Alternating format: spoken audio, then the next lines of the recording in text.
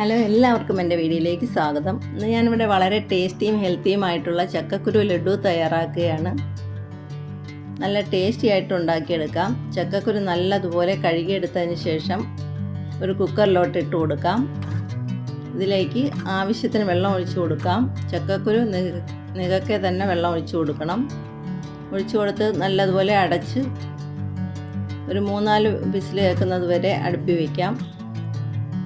അതിലൊരു അര ടീസ്പൂൺ ഉപ്പ് ചേർത്ത് കൊടുക്കണം. ഞാനത് ഇടയ്ക്ക് ചേർത്ത് കൊടുക്കുന്നുണ്ട്. ഉപ്പ് ചേർത്ത് കൊടുത്തതിന് ശേഷം അടച്ച് വേവിച്ചെടുക്കാം. ഇനി കുറച്ച് നട്ട്സ് പൊടിച്ചെടുക്കാം.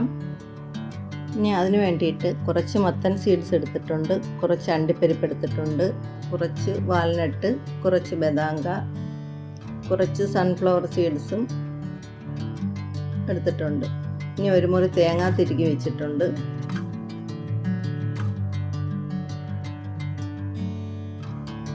ഇനി നട്ട്സുകളെല്ലാം കൂടെ ഒന്ന് ചൂടാക്കി വറുത്തെടുക്കാം. ആദ്യമേ ബദാങ്ക ഇട്ട് നല്ലതുപോലെ ചൂടാക്കിയെടുക്കാം. അതിലേക്ക് വാൽനട്ട് ഇട്ട് കൊടുക്കാം. അതൊന്ന് ചൂടായതിന് ശേഷം മാത്രം അണ്ടിപ്പരിപ്പ് ഇട്ട് കൊടുക്കാം. അണ്ടിപ്പരിപ്പിട്ട് ചൂടായതിന് ശേഷം മാത്രമേ സൺഫ്ലവർ സീഡ്സ് ഇട്ട് കൊടുക്കാവൂ. കരിയാതെ വറുത്ത് കൊടുക്കണം. ലോ ഫ്ലെയിമിൽ വെച്ചിട്ട് വേണം വറുത്തെടുക്കാൻ.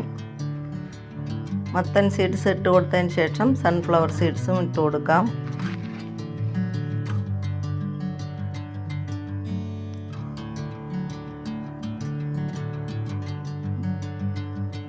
ഇതുപോലെ ഓരോന്നായിട്ട് വറുത്തെടുക്കണം. ഇതിൽ നട്ട്സ് ഇല്ലെങ്കിൽ കപ്പലണ്ടി ആയാലും വറുത്ത് പൊടിച്ച് ചേർത്താൽ മതി. ചക്കക്കുരു നല്ലതുപോലെ വെന്ത് കിട്ടിയിട്ടുണ്ട്. ഇനി ഒരു കണ്ണാപ്പയിലോട്ട് മാറ്റി തണുക്കാൻ വയ്ക്കാം. നട്ട്സ് ഇപ്പോൾ തണുത്ത് വന്നിട്ടുണ്ട്. ഇനി ഇത് പൊടിച്ചെടുക്കണം. നല്ലതുപോലെ മഷി പോലെ പൊടിയണ്ട, മീഡിയം സൈസിലും പൊടിഞ്ഞാൽ മതി. ലഡുവിന് ചേർക്കാൻ വേണ്ടിയിട്ടാണ്.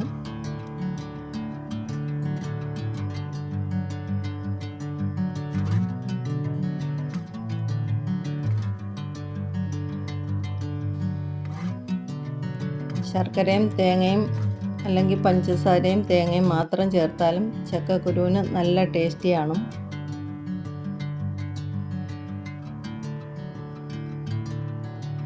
അപ്പോൾ ഇത് നല്ലതുപോലെ പൊടിച്ചെടുത്തിട്ടുണ്ട്. ഇതുപോലെ പൊടിച്ചെടുത്ത് മാറ്റിയതിന് ശേഷം ചക്കക്കുരു തൊലിച്ചെടുക്കാം. തണുത്തതിന് ശേഷം നല്ലതുപോലെ തണുത്തതിന് ശേഷം ഇതുപോലെ പെട്ടെന്ന് തൊലിച്ചെടുക്കാൻ പറ്റും. ചക്കക്കുരു എല്ലാം ഇതേപോലെ തൊലി പൊട്ടി വന്നിട്ടുണ്ട്. അതുകൊണ്ട് പെട്ടെന്ന് തൊലിച്ചെടുക്കാൻ പറ്റും. ചക്കക്കുരുവിൻ്റെ കറുത്ത ഭാഗം ഒന്നും കളയാനൊന്നും വേണ്ട. അത് ക്യാൻസറിനെ പോലും പ്രതിരോധിക്കുമെന്ന് പറയപ്പെടുന്നു.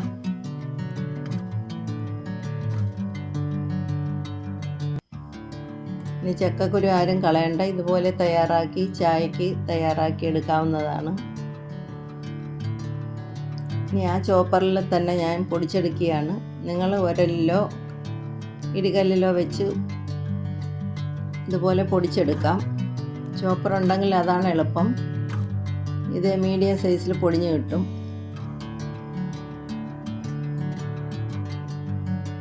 ഇതുപോലെ പൊടിച്ച് കിട്ടുന്നതാണ് നല്ലത്. നമുക്ക് കുഴയ്ക്കാൻ പറ്റും, കൈകൊണ്ട് ഉരുട്ടിയെടുക്കാൻ പറ്റും.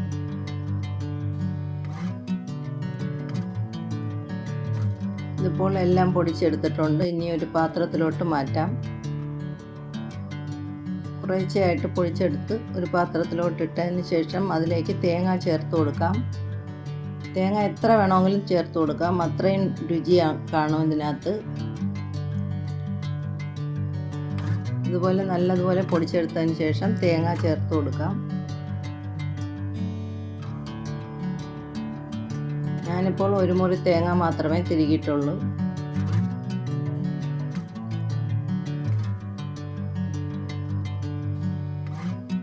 തേങ്ങ ഇട്ട് കൊടുത്തതിന് ശേഷം അതിലേക്ക് പിന്നെ ശർക്കരയാണ് ചേർത്ത് കൊടുക്കുന്നത്. മണ്ണില്ലാത്ത ശർക്കര ചേർത്ത് കൊടുക്കണം. ജഗ്ഗരി പൗഡർ കടയിൽ നിന്നും മേടിക്കാൻ കിട്ടും. ഇതിലാകുമ്പോൾ മണ്ണൊട്ടും കാണത്തില്ല. ഇത് മേടിച്ച് ഇട്ട് കൊടുത്താൽ മതി. ആവശ്യത്തിനുള്ള മധുരം ചേർത്ത് കൊടുക്കാം. ശർക്കര ആവശ്യത്തിന് ചേർത്തതിന് ശേഷം സാധാ ശർക്കര മണ്ണുള്ളത് മേടിക്കുകയാണെങ്കിൽ ഉരുക്കി ചേർത്ത് കൊടുക്കണം. ഉരുക്കി വറ്റിച്ചതിന് ശേഷം ഇതിൽ ചേർത്ത് കുഴച്ചെടുത്താൽ മതി. ഇനി ഇതിലേക്ക് നട്ട്സ് ചേർത്ത് കൊടുക്കാം. 4-5 ടേബിൾ സ്പൂൺ നട്ട്സ് ചേർത്ത് കൊടുത്താൽ മതി. ബാക്കി ടിന്നിൽ അടച്ച് സൂക്ഷിച്ച് വയ്ക്കാം. നട്ട്സ് ഇട്ട് കൊടുത്തതിന് ശേഷം നന്നായി ഒന്ന് ഇളക്കി കൊടുക്കണം.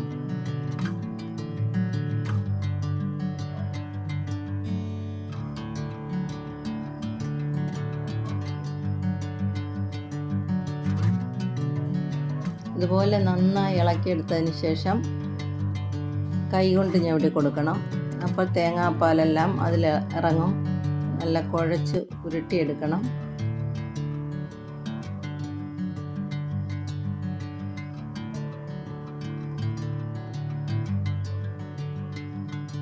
നല്ലതുപോലെ കുഴച്ചതിന് ശേഷം ഓരോ പിടിയായിട്ട് ഉരുട്ടിയെടുക്കണം. കയ്യിൽ കൊള്ളുന്ന വിധത്തിൽ എടുത്തതിന് ശേഷം ഓരോ പിടിയെടുത്ത് ഉരുട്ടിയെടുക്കണം.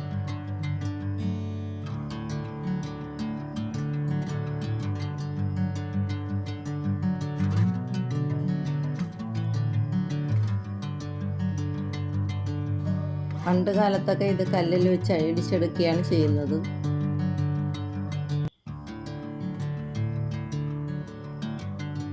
അൽഹംദുലില്ലാ എല്ലാം റെഡിയായി കഴിഞ്ഞു.